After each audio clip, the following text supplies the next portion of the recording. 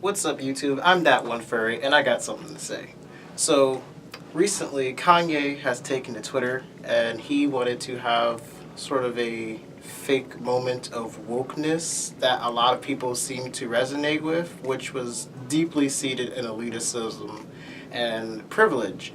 And yes, you can have privilege even as a black man, because he's rich, he has wealth, he has a platform, and he just kind of made a lot of false equivalences. He basically did not really grasp what he was trying to say, and a lot of people agreed with it, and this is why they got dragged. And the point I wanted to bring up about this mainly is that with him having these opinions and supporting Trump because he is one of those people who believes that love will conquer hate. Well, first of all, love does not conquer hate. Fighters conquer hate. And second of all, you can have an opinion, but at the same time, you can be dragged for having an opinion. Having an opinion does not absolve you from it being problematic. If I say I don't like women or I hate women, I can be dragged for saying that because that's problematic. Why do you hate these things? That's a whole nother conversation in itself. I don't, by the way. But with him, he was just basically trying to be on some bullshit centrism, and that's another point I'm going to get to. And basically saying we should love thy enemy and everything. Well, I do believe that in some cases you can love your enemy. In some cases that can work, but in this case it cannot work. You can't love the hate away. You have to unlearn this hate. This is systematic hate that's taught since slavery. Like, you have black people raising these white children. You've had these rules and regulations in place to keep black people away from obtaining wealth, land, property, just all these things, and then you can't love someone and undo 200 years of oppression. Love will not undo oppression. But on my second point about opinions, yes, you can have an opinion. Yes, you can be dragged for an opinion. That does not mean you're being censored. That does not mean your First Amendment to freedom of speech is being challenged because someone doesn't like what you say.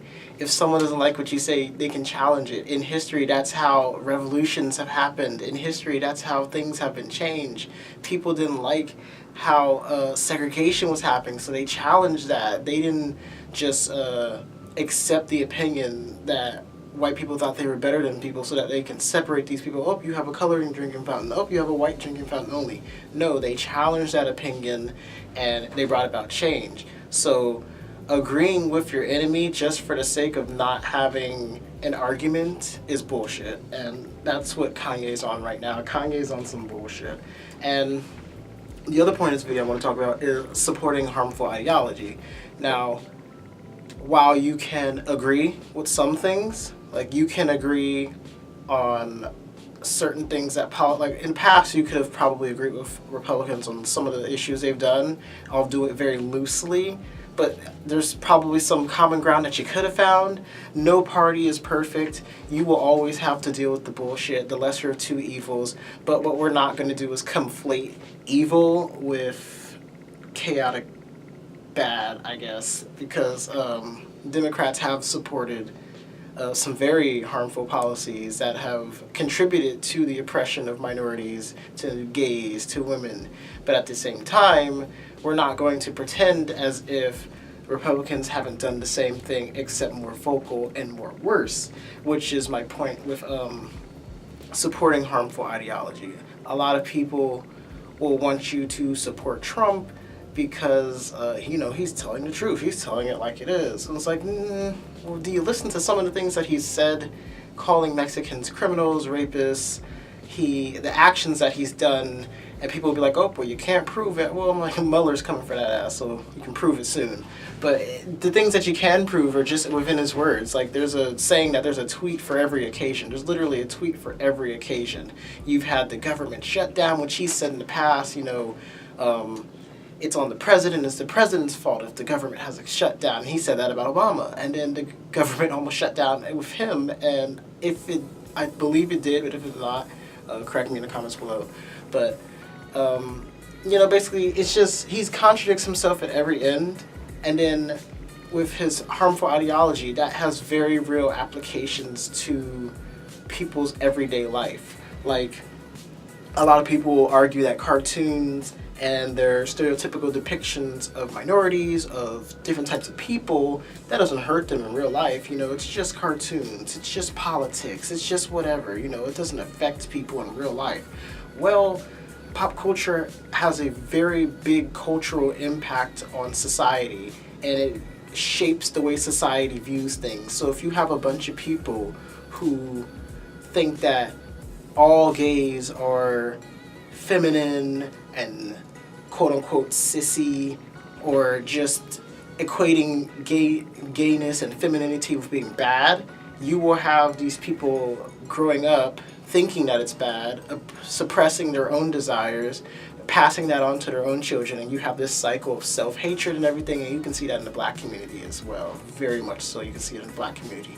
But especially with these stereotypes, so like when you have someone like Trump, who, he's not just any old celebrity anymore. He is the president of the United States, unfortunately. So when you have someone like him and he's going on his platform, his very large, albeit why does he have a Twitter platform that he uses like a personal vent account, and he talks about Mexicans being rapists and criminals, and then you call African countries shitholes. You're gonna have people who will think that, and like, you have to give people time to unlearn. You have to like educate them, but at the same time, it's not our job to educate these people. These people need to go out and find the resources that are readily available to them. Almost everyone has access to the internet. You can't really blame people who don't have access to the internet, who are not able to research these things for themselves. But for the people that do and perpetuate these same stereotypes, even though they know better, that's where you can fault them. And that goes back to, you can have an opinion, but it can still be problematic, and you can still be dragged for it. So, and that brings me to my next point about the lack of research that people do. Like, they will take things at face value. They will read a headline and react to a headline. They will watch a snippet of something and not want to see the full video. They'll just go with what they see in the snippet. And I think that is also a fault of the country for raising a generation of people who are lazy. They're lazy in terms of seeking out knowledge. They're knowledgeably lazy, I guess.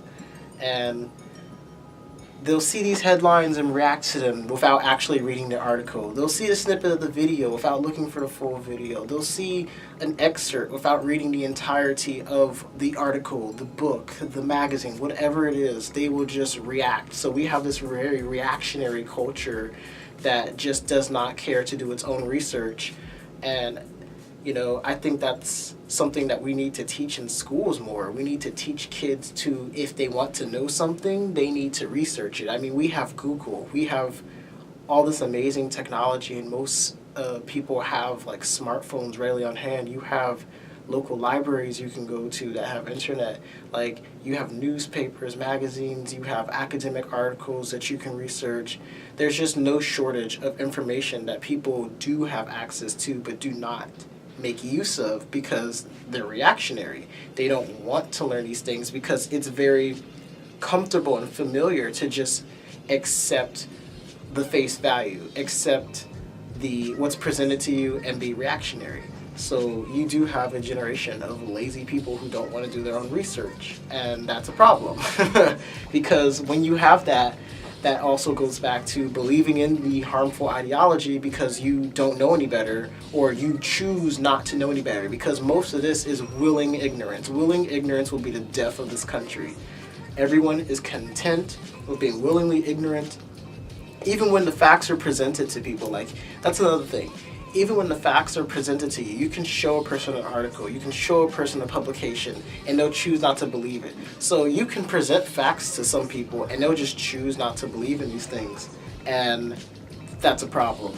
Like, you can't just ignore facts. Just with people who ignore climate change. Like, climate change is not happening. Well, it's like, it is. Just like people in the past thought the Earth was flat. The Earth is actually round. We thought we were the center of the universe, but we're actually revolving around the sun, and the sun is the center of the universe, or whatever. Like, basically, ideas change, but it changed because we sought out the knowledge, we sought out the research, we looked beyond the surface, we stopped believing in what X says, and we actually did the research for ourselves to make our own opinions.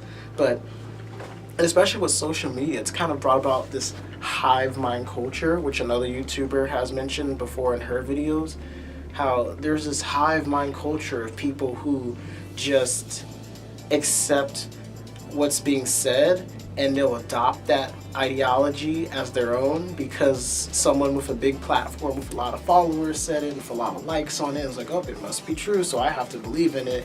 And then you have them passing on this false information, this misinformation, this lack of research, this lack of like seeking out the knowledge for yourself.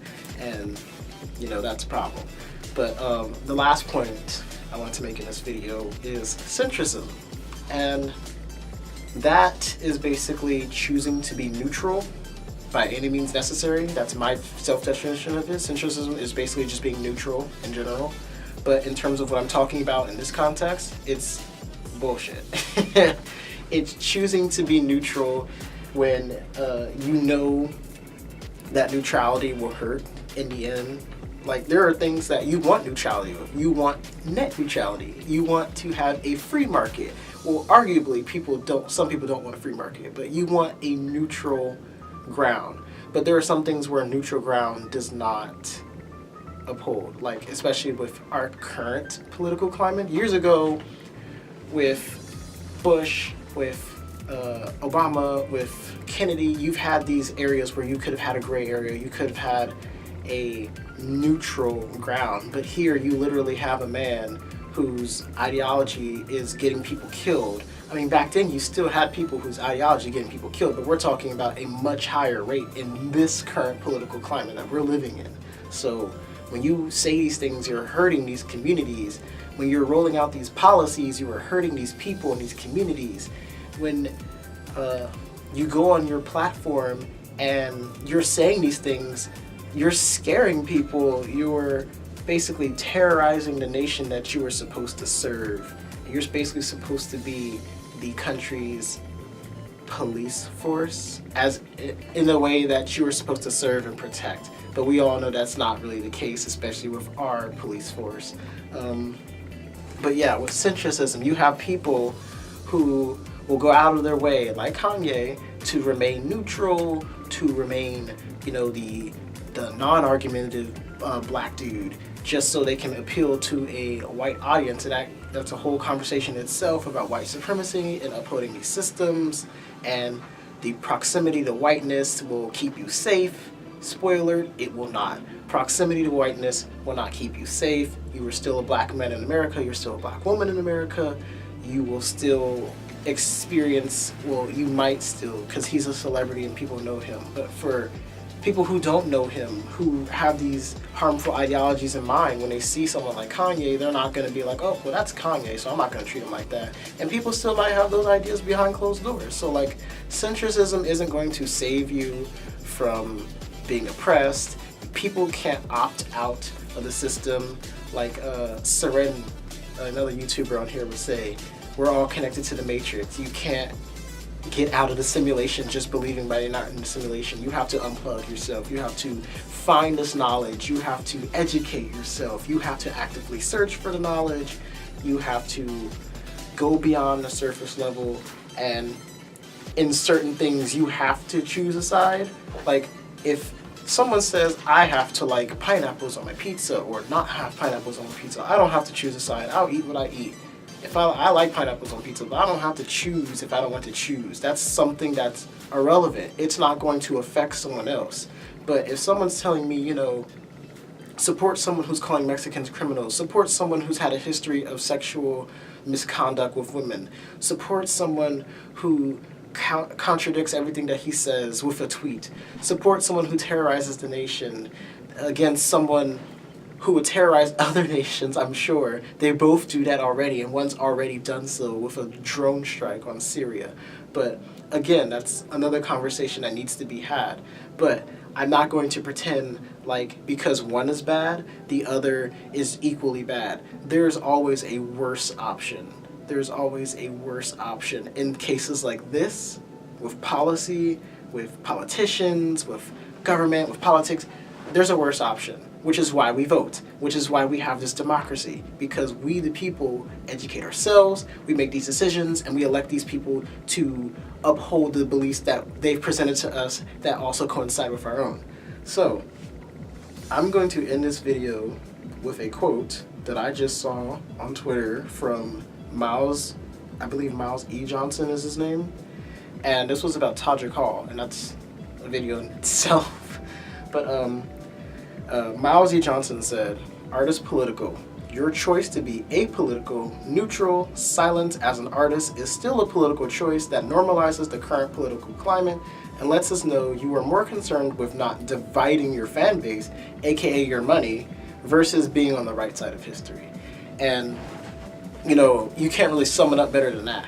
You have these people who are more concerned about remaining neutral so that way they can keep their support and, you know, not pick a side either way, so that way they can continue to be as they are, because you take the risk of being someone. I guess I'll use Beyonce as an example. Beyonce recently, not recently, but as of late has been showcasing, you know, I'm black, I support black rights, I support black things, I'm blackity black black with some extra black. And you've had people who've been offended by that. But, you know, that's her choice. She's made this artistic, political choice to center blackness in her work. And while it may work for her, it may also alienate some people. If it does, oh well. Oh well. You can't please everyone. Some people aren't meant to be pleased. Some people need to not believe that they should be appealed to do these things. But yeah, that's pretty much everything I wanted to cover in this video. If you enjoyed this video, please go ahead and leave a like. You can comment below. I love to hear your thoughts. You can also subscribe if you enjoyed my video, if you want to see more content like this. Links and everything will be in the description below. I definitely want to you know, have this to be sort of like a dialogue space, because that's something that black folks and just folks in general need to do. We need to be able to dialogue. It shouldn't just be everything, like you shouldn't believe everything I say or someone else says. You should make your own opinions. You should do your own things. And, you know, have a good day.